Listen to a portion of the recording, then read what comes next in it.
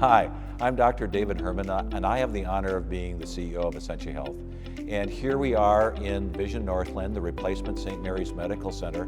I think many of you have been along with us on the journey as we've toured the hospital as it's being built. And this is the last time we will do a video here. I am with my colleague, Louis St. George.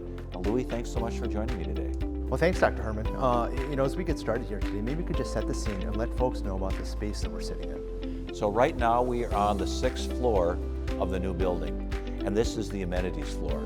So on this floor we have the cafeteria, we have the chapel, we have some meeting rooms, we have a place for coffee, and the entrance at the beginning, all places that are welcoming for our patients, their visitors, and other people that may visit the building. Well, I think we've all had a chance to preview the cafeteria, and I know I'm excited to go and check it out. So why don't we go take a look? All right, let's go.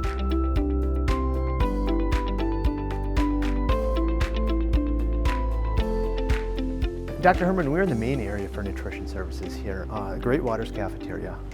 When you think of healthcare, people don't often think of the cafe. What role will this space play in the patient care that we provide? Well, first of all, we're in Minnesota. In the Arrowhead region, food is love. And so this was designed by our employees, for our employees, visitors, and patients as a place of respite. We are hoping that our staff, our visitors, their families will come to this area. It has beautiful views of the lake. This building, although it is a beautiful building, is about the people. So people say, what are you excited about? What I'm excited about is what can happen in this building. So having people involved along the way that really will be the stewards of this building, providing care in this building, was important. There's so many cool features of this space. The ceiling and just every design element seemingly was taken with a lot of care. Can you talk a little bit about this cafe's connection with our community? When we built this building and we invited artists from around the community to contribute to this and make it part of this area. This area really has a Native American theme as an honor to the people who were the first stewards of this land. So when you see the roof over here that looks like the bottom of a canoe, that mosaic wall over there that looks like a woven basket, and literally laminated birch bark that's along the way, really honors that heritage and at the same time brings the outside into this space for us all to experience it. While we've seen this space, Dr. Herman, why don't we go now to the operating room and we can kind of show folks how easy it is to get from here to there. Dr. Herman, we're in the outpatient surgery waiting area, another beautiful space here in the new hospital. What can you tell us about the improvements that have been made here to accommodate patients and their families? You have almost a 360-degree view of the outside here. Spaces that are exposed to the outside are more healing spaces than those aren't.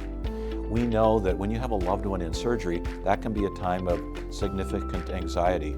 For those of us that are surgeons, doing surgery is an everyday thing, but that's not the case for our patients and not the case for their families. So using art provided by local artists, having this view to the outside, is some of the healing elements for our patients and for their families and other loved ones that accompany them here to surgery. So many beautiful spaces in this building. One of, I think, just about everybody's favorites is the rooftop garden. What role does that play in the healing process?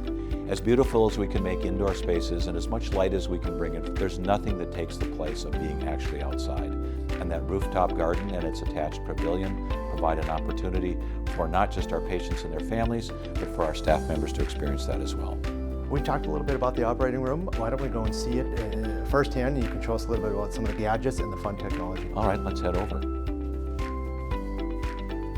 Here we are in the operating room, and one of the things I need to ask you, and I want to ask you, is just if you could talk about some of the technology that exists within this space, because the improvements that are here for our surgeons and our team have to be state-of-the-art.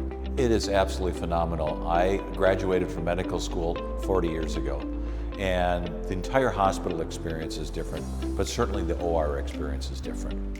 First of all, there's so much technology in an OR. There's also great things in this room that allow us to communicate better.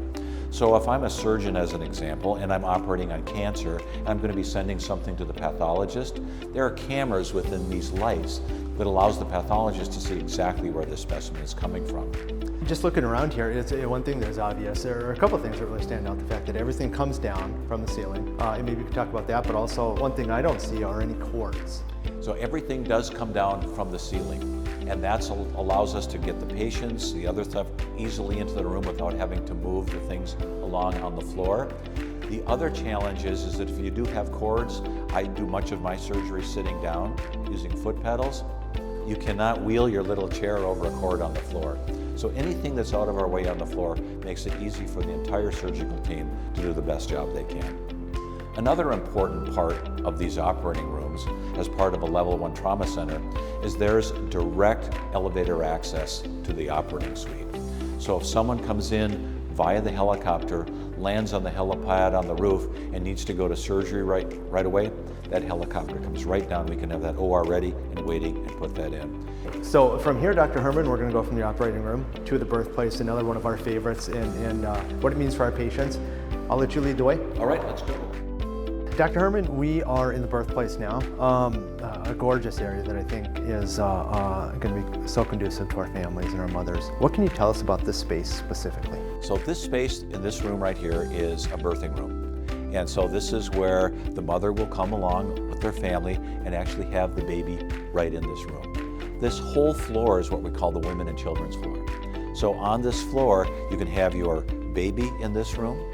If you, for any reason, need a cesarean section or any surgical intervention, those rooms, 2 of them, are just right down the hall. If your baby has challenges after he or she is born, we can take you right to the neonatal intensive care unit, which is right on this floor as well, trying to keep the family and trying to keep the care together as closely as possible.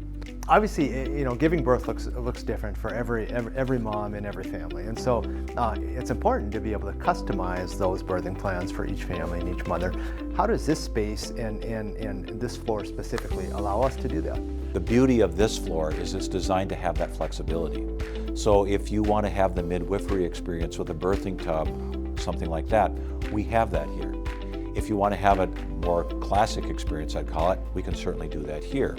If you need to transition from that midwifery experience to something because there's a complication or something's happening, everything can happen here. So not only can it be designed in the way that you want it, it's flexible enough to meet the needs at the time of the birth. Dr. Herman, I think we're just about out of time for today, and we've covered a lot of ground, seen some fantastic spaces that are going to be so great for our patients. Where can folks go to learn more if they'd like to? We have spent a lot of time with the actual care teams and talking about what's special about their particular area, and we turn those into a video. So what we'll do is we'll put a link along with this video for people that want to know more about a particular service, whether it's obstetrics, the midwifery program, surgery, whatever it happens to be. As you've gone through this process now and we're getting close to completion, what's it been like to watch people come in new for the first time and see this space and what they've been hearing about for so long kind of become reality? The second part to that question is, does it ever get old? I mean, you've led a lot of tours. Does it get old to see those reactions? You know, there are a lot of wows, but it never gets old because people see different things about this building and they see things that I don't see. And I think that's important because everybody's experience is a little bit different and everybody's healthcare needs are a little bit different. The amazing thing about this building is it's designed in a way that regardless of your needs, it has a way of meeting those needs and making this the best experience you can have. Louis, I want to thank you for the time we've spent together today. It was great to see this building through your eyes as another visitor to this building. I want to thank everyone that made this building possible, and I want to thank all of you who have joined us today to see our tour and our conversation about this building. Please stay well. I'm looking forward to seeing you again soon.